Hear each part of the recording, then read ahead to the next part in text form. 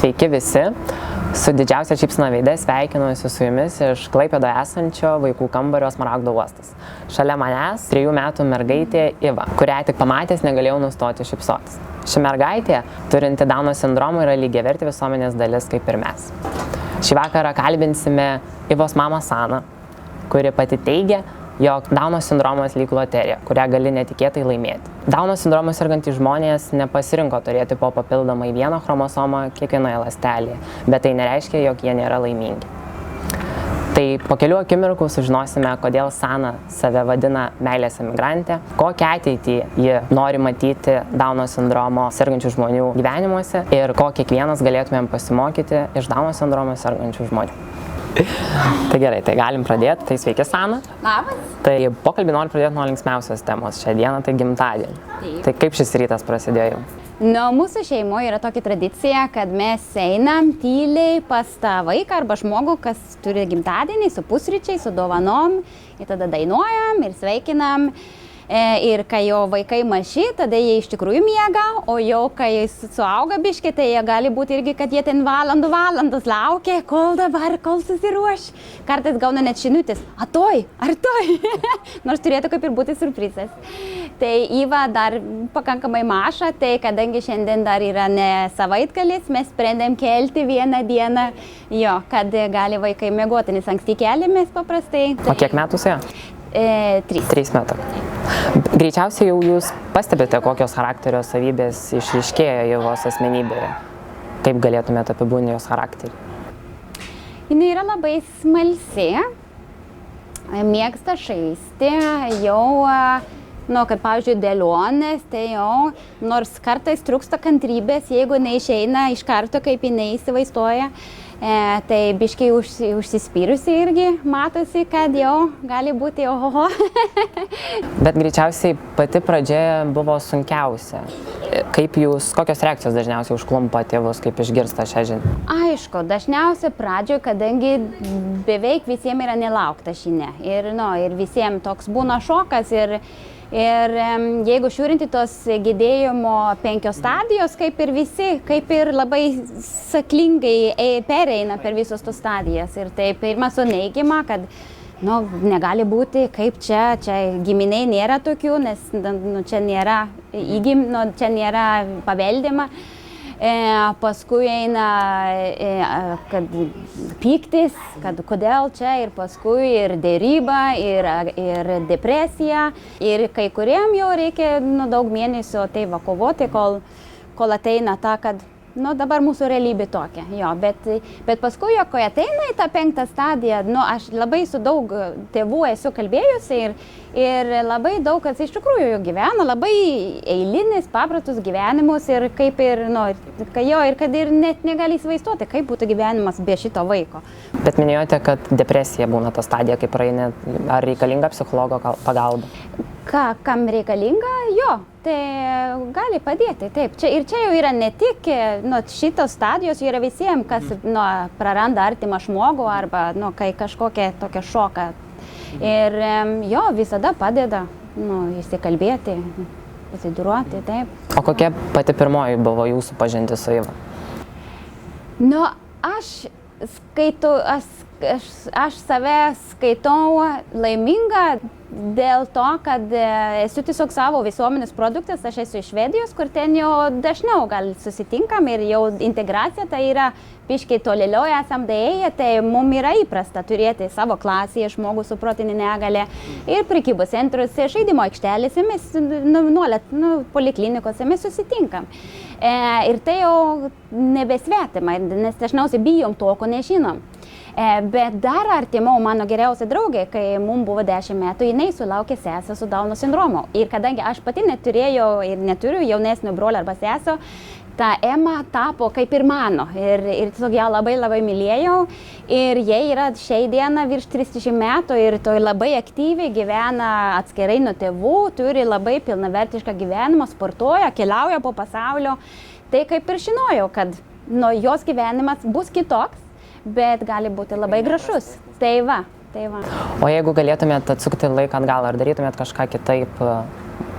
Pradžioj galvojau, kad gal, nes aš nėštumo metu nežinojau, tyrimų nedarėm, tai mes tai sprendėm, nes mums tai įtaką nebūtų padarę, bet paskui galvoju, gal būtų gerai vis tiek taip emociškai, jo iš anksto susiplanuoti ir tai susižinoti.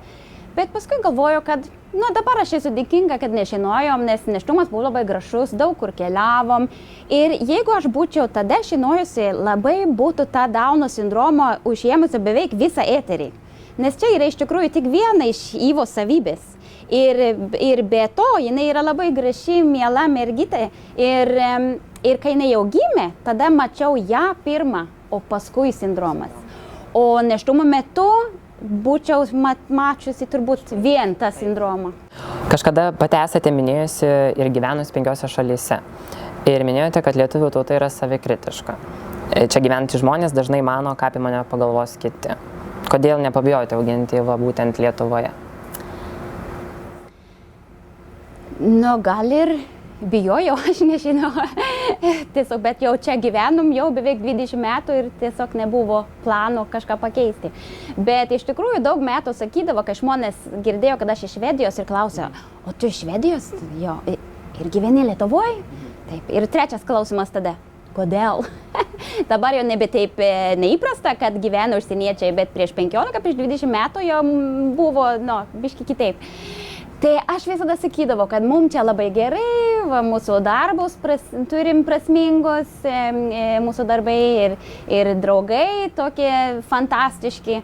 Bet tada pridurdavau, kad gal ir norėčiau grįžti namo, jeigu gimtų vaikas su negalia. Ir čia ne dėl to, kad čia gyvena pikti žmonės, bet tiesiog tą kelią mes irgi praėjom. Prieš 70 metų ir Švedijoje buvo nelengva turėti negalę, bet tiesiog mes biški tolėliau esam daėję ir daugiau gal pagalbos tiek iš savivaldybės, tiek ir tą rėmimą, tiek finansinę, tiek psichologinę, tiek vietos ir tokia prasmingesnė užimtumą jiems.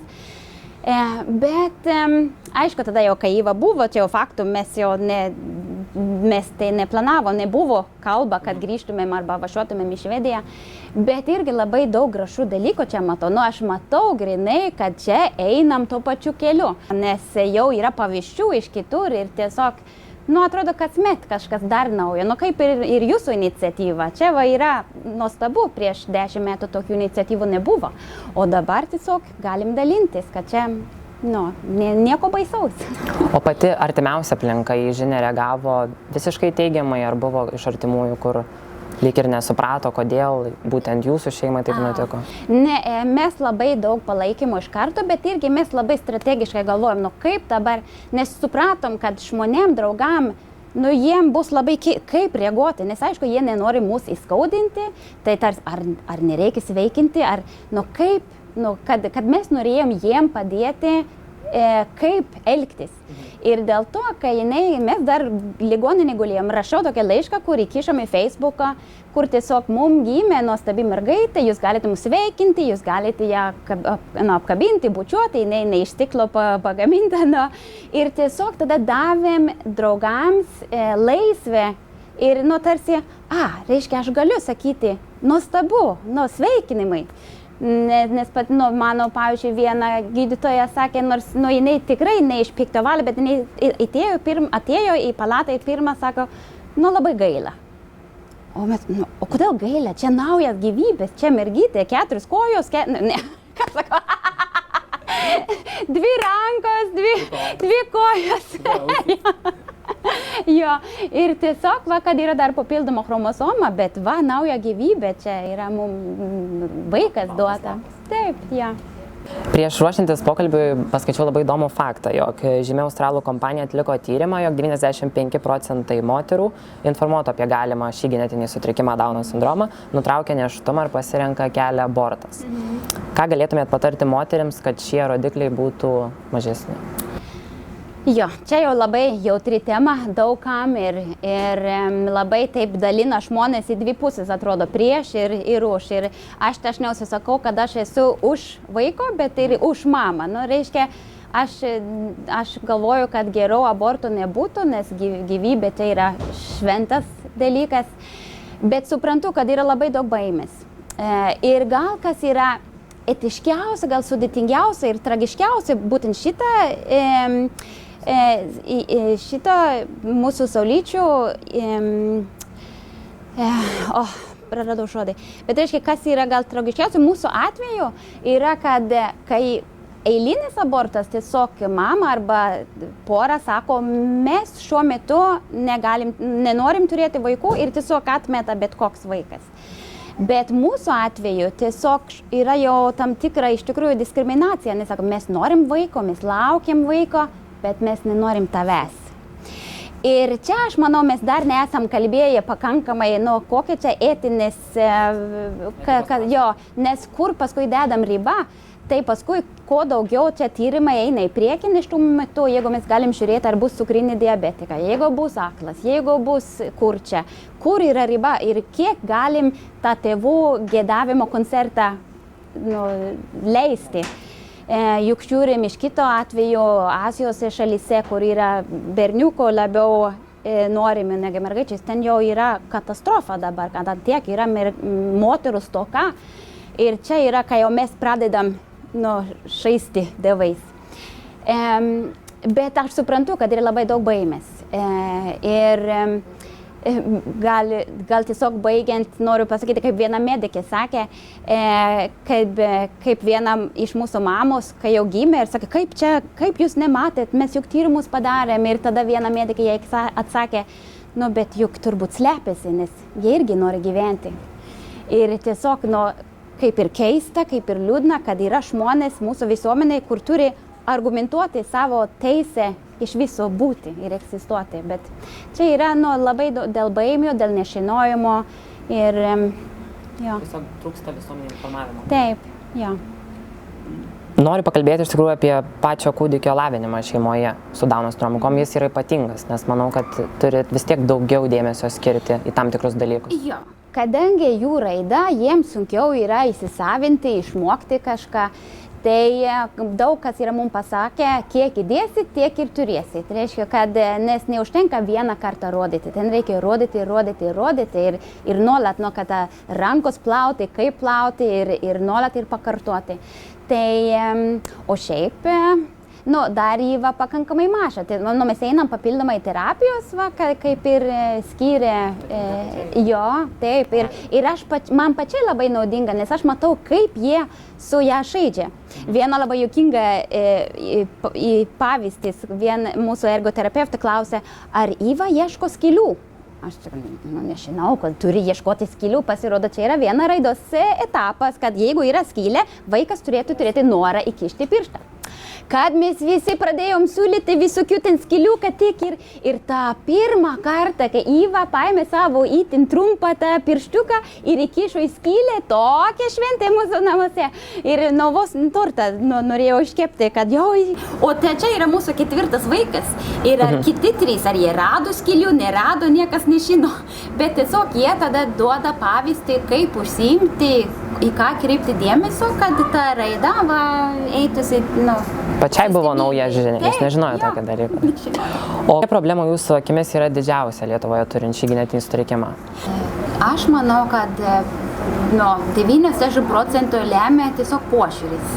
Kad kažkas labai įdomiai sakė, kad mums nereikia pažindinti žmonės su protinė negalia prie visuomenės, bet reikia visuomenę pripratinti arba pristatyti, kad visuomenė būtų pasiruošusi. Ja. Ir nes labai daug lemia būtent, kaip mes matom šitie žmonės.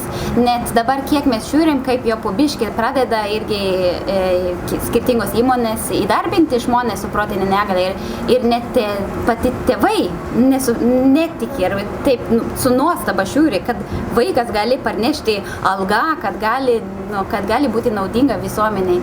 Tai jeigu mes patys tėvai taip mastom, tai jau nenuostabu, kad ir kiti, bet matau, kaip ir po biškį keičiasi ir irgi su nauja karta. Man labai įdomu buvo tyrimas, kurie turi tas pirmas blynas restoranas Vilniuje. Vieną kartą sakė, kad labai matosi ta kartos keitimas. Jis kartą sako, kad dauguma nuo 40 metų žmonės sako, o kodėl įdarbinti žmonės su protinė negalia? O tie, kur yra 40 arba jaunesnė, vau, kaip faina, jėga. reiškia jau yra... Jau reiškia postūmis įvyks. Ir čia jau nėra vyresnio amžiaus žmonės jų kaltė, čia tiesiog buvo... Informavimo. Jo, buvo to visuomenė, kur jie augo, tiesiog tai buvo ir čia formavo. Čia ne iš jų pačių piktavalė, tiesiog, kad tokia buvo jų kultūra.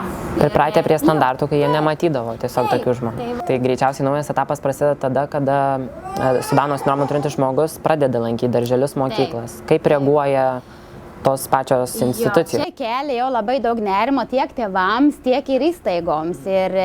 Ir aš nesu ta, kur, integracija bet kokią kainą, nes aš noriu, kas yra geriausia mano vaikui, bet aš irgi žinau, kad būna labai gražu, turim daug pavyzdžių, ypač darželį, kai jau tai mokslo nėra taip rimtai, bet kad kiti tėvai net padėkojo, ačiū, kad vedėt jūsų vaiką Saulytę į mūsų grupę, nes tapo jų vaikai, matė tai įvairovė, tapo rūpestingesnė ir padeda ir tiesiog ne taip, kad, o kodėl čia, bet tiesiog net su padėka.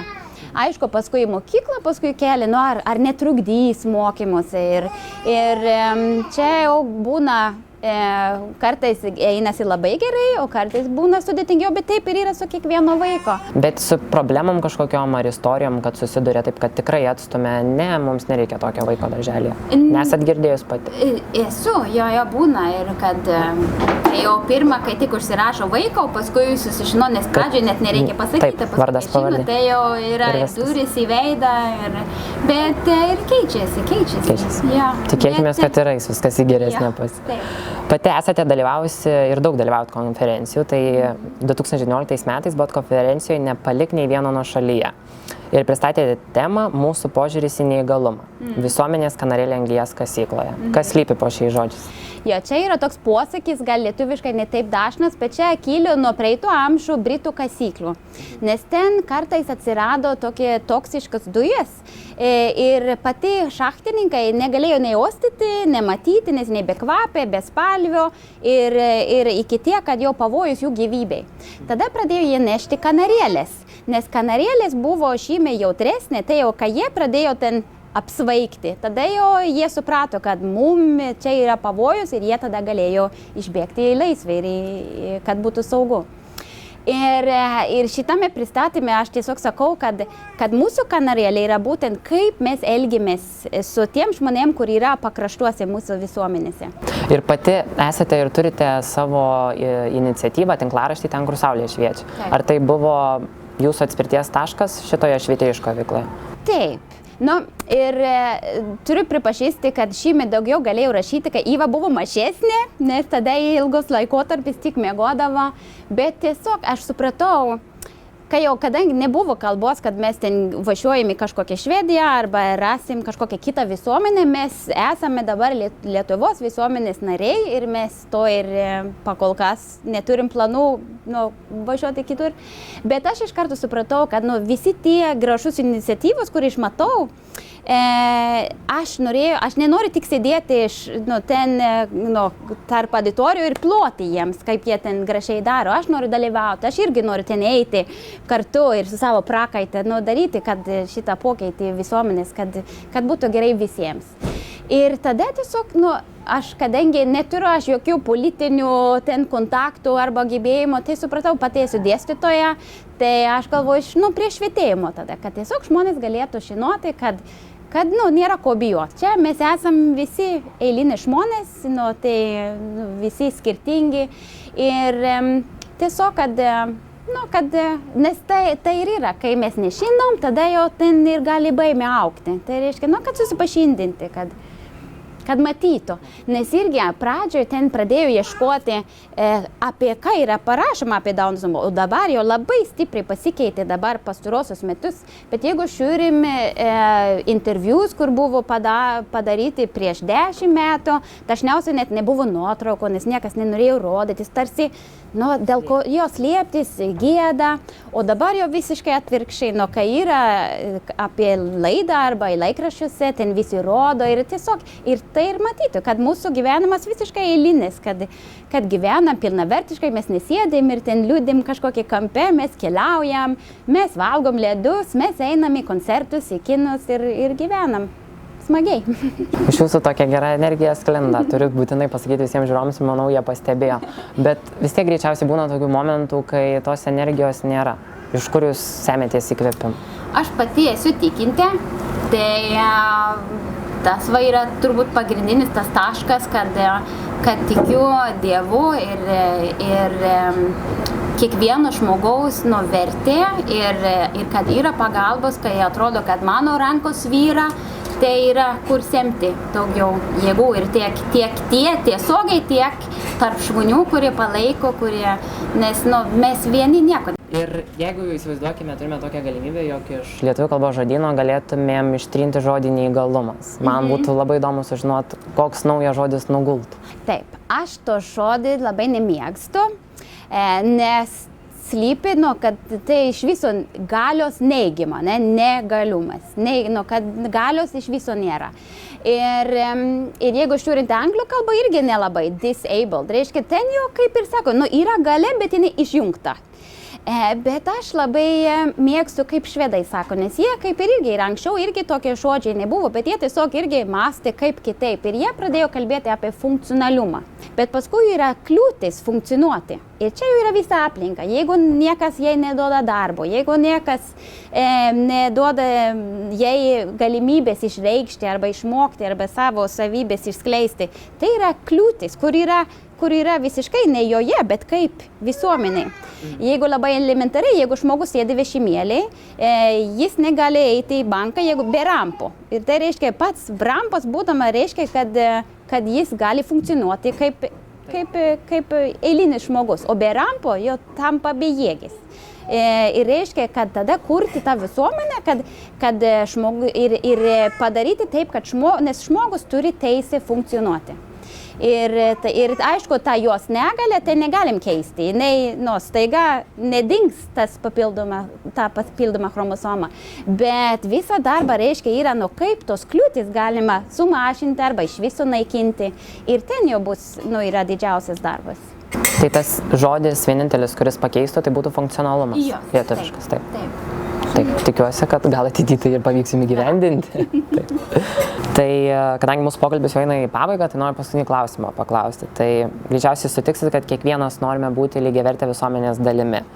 Ką turiu daryti aš, tu, mes ir visi kiti, kad šie žmonės jaustųsi neišskirti?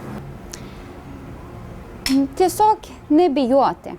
Nes dažniausiai ir gali iš nepatogumo mes nežinom, kaip elgtis ir tada lengviausia yra tiesiog ignoruoti. Ir nežiūrėti, tarsi, tas žmogus neegzistuoja. Sakyti labas. Ir tiesiog, ne taip įkyriai, nes jie irgi turi savo ribas, bet kad tiesiog, kad nebūtų santykis su baime, arba nes tada jau, gal, nes nežinomybė, tada, geriau iš viso neliesiu, bet kad tiesiog čia Klaipėdoj turim labai graži iniciatyvą, vadinasi Matau tave. Ir tiesiog matau tave. Ir tavo pripažinimas, kad aš matau tave, tu esi žmogus, aš matau, kaip draugas, kaip žmogus elementariai. Tai kad būtų, tą atvirumą. Greičiausiai tiesiog nuo pasisveikinimo reikėtų pradėti ir nebijoti. Taip. Tai ačiū, Sana, jums labai už pokalbį. Buvo labai malonu, aš tikiuosi, kad kiekvienas žiūrovas įsikvėps ir šią istoriją ir kitaip pradės žiūrėti tiesiog į šios žmonės. Tai dabar, kadangi mes turime jūsų dukrelės gimtadienį, 3 metukus, tai mes norime visą komandą pasveikinti jūsų dukrelę su gimtadieniu. Nežinau, gal kažkaip mes kartu su ja. Žiūrėk, kas to bus. Ar jinai čia slėpėsi kur nors? Žiūrėk, kas to bus. Gimtadienio dovanos. Nenori. Tai gerai. Tai tada aš jum įteiksiu. Ne. Tai tada aš jum įteiksiu. Tai čia nežinau, galite iš tikrųjų dabar pasižiūrėti, parodyti. Iva, kas čia? Tai čia yra mūsų maikutė, kur mes kiekvieno žmogaus istoriją įamžinsim piešiniu. Ir mūsų žiūrovai galės įsigyti ir pinigų dalis bus skirta labdarai. Tai čia yra jūsų istorijos maikutė. O, Iva, žiūrėk. Labai gražu, sauliutė. Taip. Ačiū labai. Tai ačiū Jums labai. Ir dabar mes turim dar paskutinį momentą, tai turime užrišti pirmą Jūsų istorijos juostelę.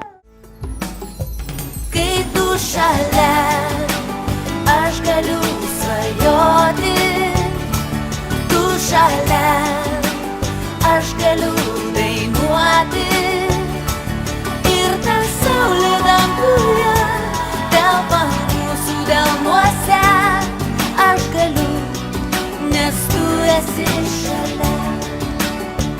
Kai tu šalia, aš galiu svajoti, tu šalia, aš galiu dainuoti ir ta saulė